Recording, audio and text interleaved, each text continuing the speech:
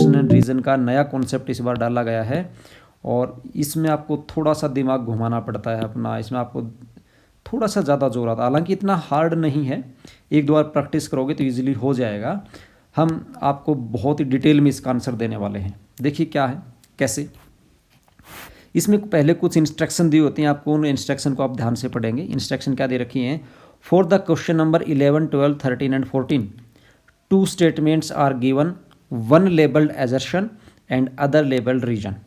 Select the correct answer to these questions from the codes A, B, C and D as given below. यानी A, B, C, D में से answer देना है। A, B, C और D answer देने हैं। कब क्या आंसर देना है वो आप ध्यान से देखो। A आंसर कब देना है? Both A and R are true and R is the correct explanation of A। दोनों ठीक हैं, A भी ठीक है, R भी ठीक है, और R जो है वो A का सही एक्सप्लेनेशन देता है, तो आपको A लिखना है। ठीक है। B आंसर कब लिखना है? Both A and R are true but R is not the correct explanation of A। दोनों ठीक हैं बट R जो है ना वो सही एक्सप्लेनेशन नहीं दे रहा, तो हम B लिखेंगे। इसको ध्यान से समझ लेना। सी आंसर कब लिखेंगे? A is true but R is false. A सही है, आर गलत है, तो सी आंसर लिखेंगे। और डी आंसर कब लिखेंगे? A is false and R is also false. यानी ए और दो दोनों गलत हों, तो आपको क्या लिखना है? ए भी गलत है और आर भी गलत है, दोनों गलत हैं, तो आपको डी आंसर लिखना है। ओके, तो इसके अकॉर्डिंग आपको इसके आंसर्स लिखने हैं। ठीक है, अब देखते हैं क्या कैसे कुछ पूछा गया है।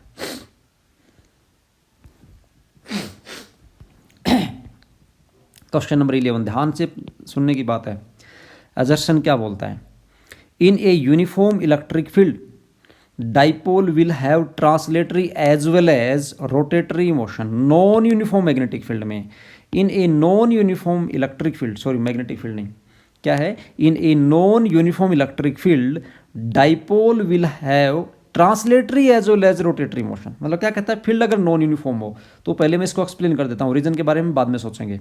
देखिए हमने क्या पढ़ा, अगर इस प्रकार से इलेक्ट्रिक फील्ड हमारा कांस्टेंट होता है, यूनिफॉर्म होता है, तो हम क्या करते हैं? इक्वी डिस्टेंस पहले लाइन ड्रॉ कर देते हैं। उसके अंदर इस प्रकार से हमने डाइपोल रखा। डाइपोल का ये पॉजिटिव पॉइंट है, ये नेगेटिव, तो पॉजिटिव पॉइंट पे जो फोर्स लगा वो होगा प्लस क्यू ई, नेगेटिव पे जो फोर्स लगा वो होगा minus Q E. Net force जो निकला वो आपके पास क्या निकला? जीरो। और नेट फोर्स अगर जीरो हो, ट्रांसलेशन का मतलब होता है इस प्रकार से ये मोशन। ट्रांसलेशन का मतलब था कि ये जो ये आपके पास ये जो डाइपोल था, ये इस प्रकार से इस डायरेक्शन में चलना शुरू कर देता है ऐसे, तो ट्रांसलेशन हो जाता। तो नेट फोर्स जीरो है, तो नेट फोर्स जीरो है तो कोई ट्रांसलेशन नहीं होगी, नो ट्रांसलेटरी मोशन, कोई ट्रांसलेटरी मोशन नहीं हुआ। ठीक है, किसमें? यूनिफॉर्म इलेक्ट्रिक फील्ड में। लेकिन अगर इलेक्ट्रिक फील्ड नॉन यूनिफॉर्म होता है, जैसा कि इस केस में दिया गया है, कैसा? नॉन यूनिफॉर्म दिया गया है, तो नॉन यूनिफॉर्म इलेक्ट्रिक फील्ड में क्या होता है कि इलेक्ट्रिक फील्ड कांस्टेंट नहीं होता, कहीं इलेक्ट्रिक फील्ड स्ट्रॉन्ग होता है। मैं उसके लिए ऐसे लाइनें ड्रॉ कर देता हूँ, जैसे ये इलेक्ट्रिक फील्ड है, ये इलेक्ट्रिक फील्ड है ना, ये इस प्रकार का जो इलेक्ट्रिक फील्ड होगा वो कांस्टेंट नहीं है, यूनिफॉर्म नहीं है, और इसमें हमने डाइपोल रखा इस प्रकार से, ये डाइपोल का पॉजिटिव, डाइपोल पे नेगेटिव। तो हम यहाँ पे देखेंगे, यहाँ पे फोर्स लगेगा पॉजिटिव के ऊपर, वो हो जाएगा प्लस क्यू ई, नेगेटिव पे जो फोर्स लगेगा वो हो जाएगा माइनस क्यू ई। तो हम यहाँ पे देखेंगे इनको कोई नेट फोर्स आने वाला है, नेट फोर्स आएगा कोई न कोई, क्योंकि ये जो रीजन है, ये जो रीजन है यहाँ इलेक्ट्रिक फील्ड वीक है, और ये जो रीजन है यहाँ इलेक्ट्रिक फील्ड क्या है? स्ट्रॉन्ग है। इसका मतलब एफ पॉजिटिव लार्ज है और एफ नेगेटिव क्या है? स्मॉल। तो हमारे पास कोई न कोई नेट फोर्स आएगा, और नेट फोर्स आएगा तो ऑब्वियसली ट्रांसलेशन होगा। क्या होगा? ट्रांसलेशन, क्योंकि इलेक्ट्रिक फील्ड में रखा है एक फोर्स, इसकी इधर लगेगा, एक इधर, तो टॉर्क भी होगा।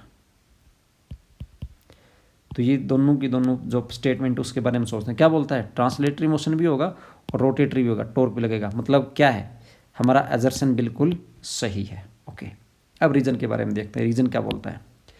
इन non uniform electric field dipole experiences force as well as the torque. तो देखो हमने देखा ना, नेट फोर्स भी एक्सपीरियंस करता है और क्या करता है? टॉर्क भी एक्सपीरियंस करता है। इसका मतलब क्या है? आर भी ठीक है, और आर जो है वो करेक्ट एक्सप्लेनेशन भी है। आर करेक्ट एक्सप्लेनेशन है। क्यों करेक्ट एक्सप्लेनेशन? कैसे? फोर्स के कारण तो ट्रांसलेशन हो गया, और टॉर्क के कारण क्या होगा? रोटेशन। तो आर करेक्ट एक्सप्लेनेशन है। तो करेक्ट एक्सप्लेनेशन हो और दोनों ठीक हो तो आंसर कौन सा था आपके पास, देख लो पीछे पढ़ के, यहाँ एक बार इसको पढ़ के देखो क्या लिखा था, both A and are,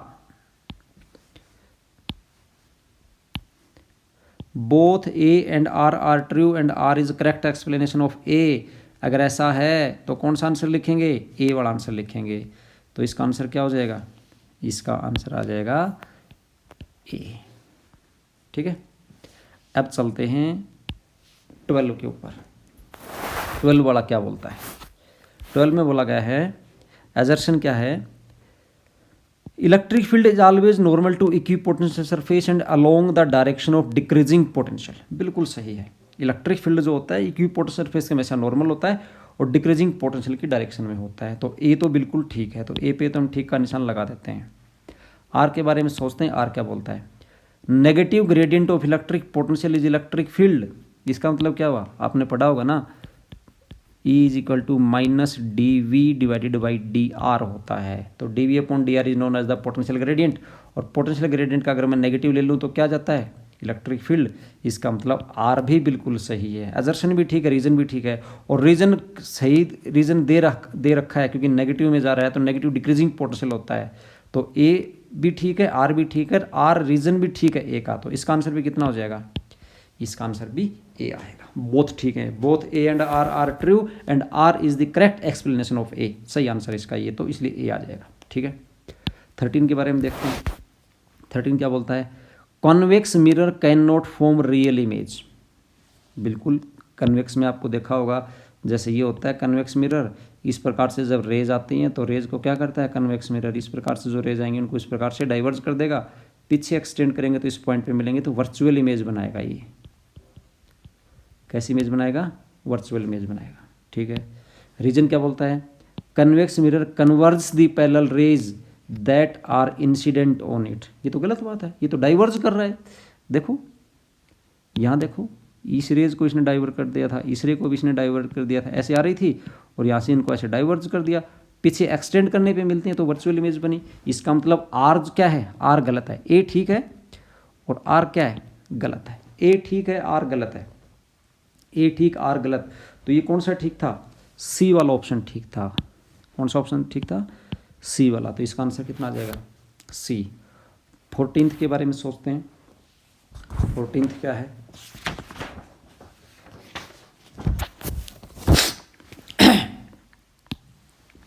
assertion क्या बोलता है, convex lens of focal length 30 centimetre can't be used as a simple microscope in normal setting. Normal setting में जो है ना कॉन्वेक्स लेंस को हम यूज़ नहीं कर सकते 30 सेंटीमीटर फोकल लेंथ के साथ। बिल्कुल ठीक बात बोलता है। रीज़न क्या लिखा है इसने, for the normal setting the angular magnification of simple microscope is m is equal to d by f. ये भी ठीक है, यानी ठीक तो दोनों हैं, लेकिन यहाँ पे आर जो है वो करेक्ट एक्सप्लेनेशन नहीं है। क्या है, करेक्ट एक्सप्लेनेशन नहीं है। करेक्ट एक्सप्लेनेशन नहीं है तो कौन सा आंसर है, बी वाला आंसर सही है।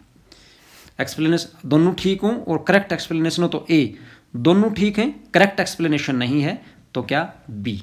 ओके, तो ये बी वाला आंसर आ गया। तो ये आपके पास, इसके आगे सेक्शन बी देखते हैं। अब सेक्शन बी में एक केस स्टडी का क्वेश्चन डाल रखा है जो बहुत ही इंटरेस्टिंग है, बहुत ही इजी भी रहने वाला है। छोटा सा समझ लेना है आपको, फिर बहुत आसानी से सोल्व हो जाएगा। केस स्टडी में पहले इसको आराम से पढ़ लेते हैं क्या बोलता है केस स्टडी में।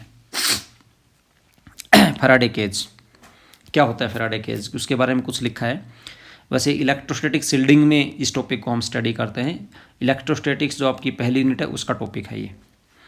ए फैराडे केज और Faraday shield is an enclosure made of conducting material. इस पे फोकस कर लेना है।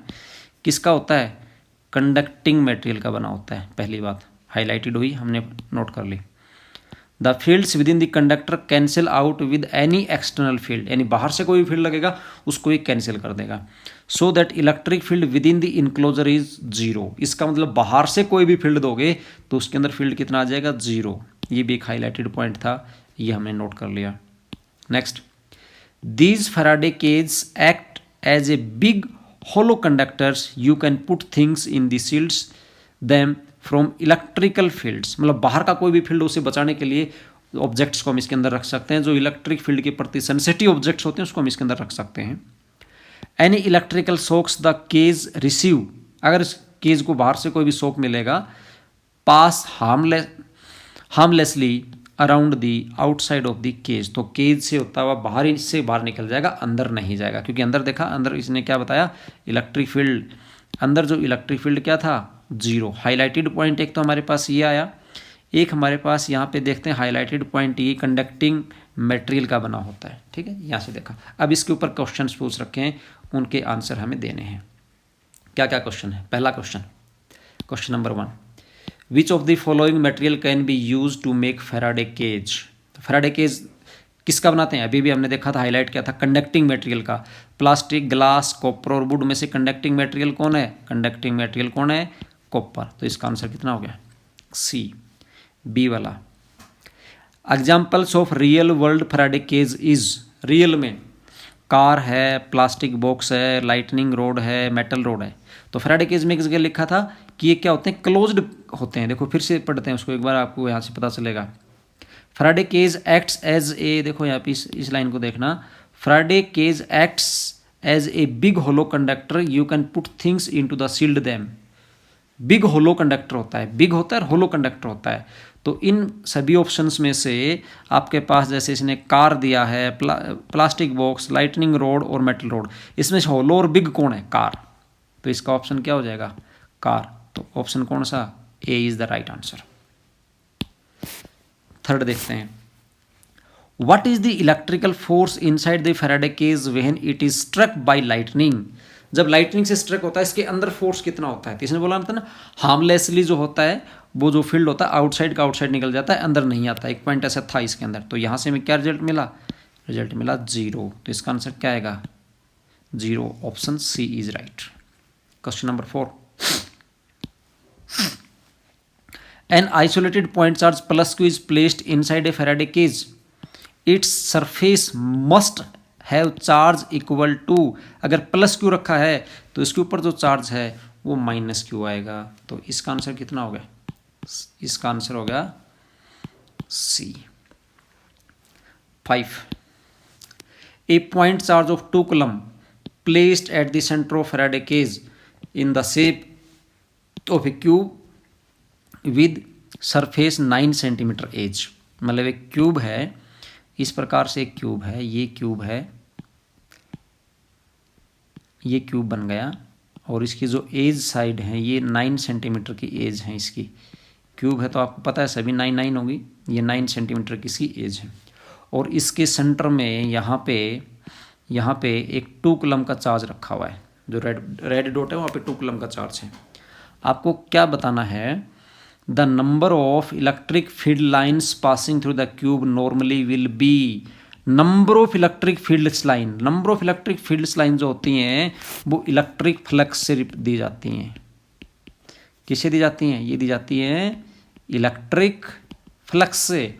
और इलेक्ट्रिक फ्लक्स का जो फार्मूला होता है phi is equal to q divided by epsilon nought होता है, q divided by epsilon nought होता है। तो यहाँ से हम क्या देखते हैं इस क्वेश्चन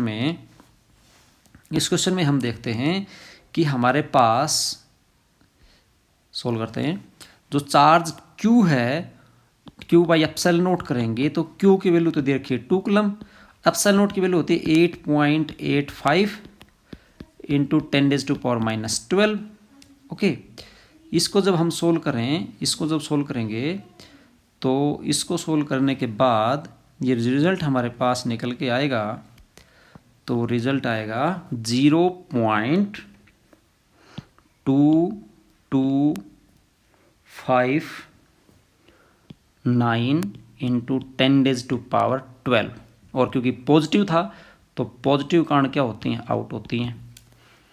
इसको जब मैं राउंड ऑफ करके लिखता हूँ तो मैं इसको ऐसे लिख सकता हूँ, इसको मैं लिख सकता हूँ 2. इसको राउंड ऑफ करके 5 को कर दूंगा 6, 2.26 इंटू 10⁻² हो जाएगा आपके पास। एक डेसिमल आपने इधर किया है तो ये हो जाएगा 11। इतना आंसर आने वाला है 2.26 इंटू 10⁻11। 2.26 ऐसा किसी में नहीं दे रखा है, तो इसमें आंसर में सभी आंसर गलत हैं इसके। ध्यान देना, सभी आंसर क्या दे रखे हैं, गलत दे रखे हैं। इसका आंसर कितना आएगा, इसका आंसर आएगा आपके पास, मैं यहाँ लिख देता हूँ, ये आंसर आपके पास आने वाला है कितना, 2.26 इंटू 10⁻11, और ये आ जाएगा न्यूटन मीटर स्क्वायर पर कूलम, क्योंकि फ्लक्स है ना, ये फ्लक्स की यूनिट होती है न्यूटन मीटर स्क्वायर पर कूलम। ओके, तो ये आपके पास आ जाएगा। ठीक है, नेक्स्ट क्वेश्चन देखते हैं। डायग्राम दे रखा है, ध्यान से देखना इस डायग्राम को। इसमें क्या दे रखा है, जैसे कि ये रे आती है, इधर से ये रे आई, इस सरफेस पे स्ट्राइक हुई और यहाँ से इसके अंदर एंटर हुई, ये अंदर एंटर हुई, तो ये जो ब्लू लाइन जो इसमें डॉटेड मैं लगा रहा हूँ, ये ब्लू लाइन, ये इसका क्या हुआ, नॉर्मल है। और ये जो ग्रीन लाइन अब हम ड्रॉ कर रहे हैं, ये क्वेश्चन में गिवन है कि ये जो बनेगा ये इसका क्रिटिकल एंगल है। ये क्या हुआ, इसका क्रिटिकल एंगल लिखा हुआ भी है, क्या है क्रिटिकल एंगल। तो क्रिटिकल एंगल से बड़े एंगल के ऊपर लाइट जो है रेड वाली लाइन आई थी, ये इनपुट हुई थी, तो यहाँ से उसका ऐसे करके TIR हो गया, इधर चली गई, यहाँ से फिर क्रिटिकल एंगल से बड़े पे आई तो फिर इसका TIR होगा, यहाँ से इसका फिर से TIR हो गया। इस प्रकार से डायमंड के अंदर ये दे रखा है, मतलब इसमें आपको पता है TIR होता है। ठीक है, अब इसमें से क्या क्वेश्चन पूछ रखे हैं उन पे ध्यान देते हैं। ये कुछ इसमें पॉइंट्स भी डाल रखे हैं, क्या लिखा है इसमें, the total internal reflection of light is used in polishing the diamond to create a sparking brilliance. By polishing the diamond with the specific cuts, it is adjusted the most of the light ray approaching the surface are incident with an angle incidence more than the critical angle. Hence, they suffer multiple reflections and ultimately came out of the diamond from the top. This gives the diamond a sparkling brilliance. Okay, multiple reflection होता है, critical angle से बड़ा होता है तब होता है। अब आपको आंसर देने हैं इसमें से। पहला क्वेश्चन क्या पूछा गया है, light can not easily escape A diamond without multiple internal reflection, this is because, reflection नहीं हो वह बगैर लाइट एस्केप नहीं हो सकती, बच नहीं सकती, बाहर नहीं आ सकती। क्यों नहीं आ सकती, क्या रीजन है।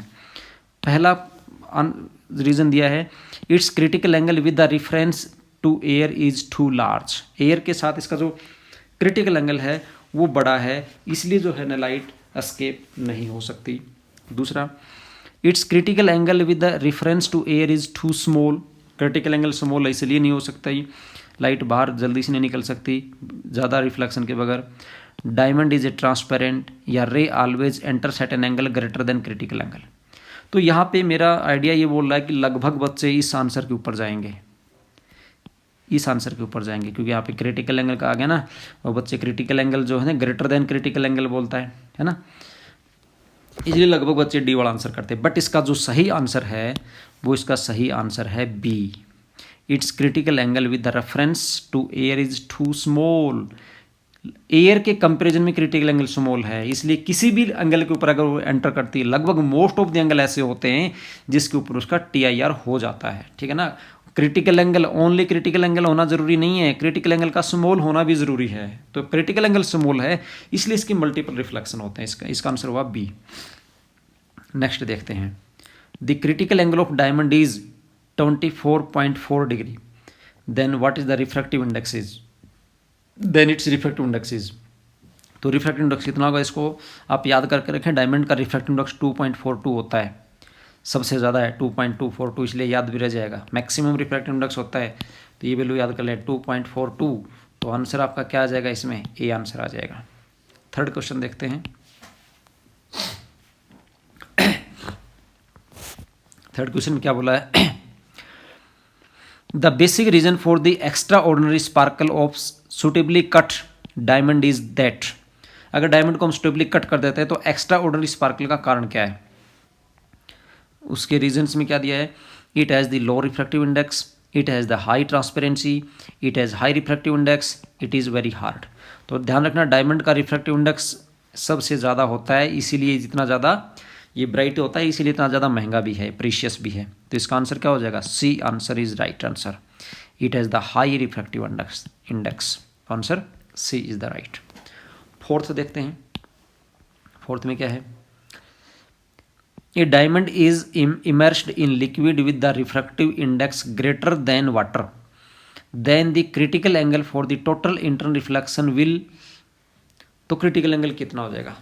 पानी के अंदर डुबो दिया, पहले यहाँ पे ध्यान देना, पानी में डुबो दिया तो इसका रिलेटिव रिफ्रैक्टिव इंडेक्स हो गया। और जो रिलेटिव रिफ्रैक्टिव इंडेक्स है मतलब refractive index of diamond with respect to water is equal to refractive index of diamond divided by refractive index of water होगा, है ना।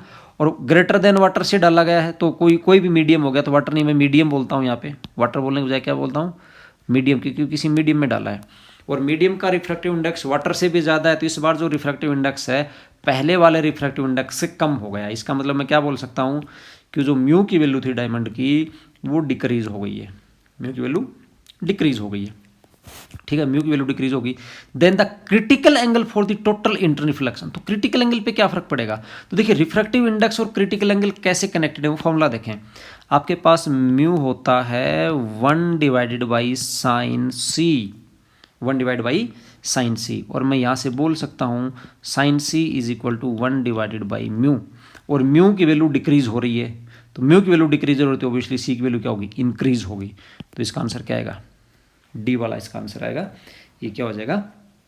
इंक्रीज हो जाएगा। क्वेश्चन नंबर 5 देखते हैं।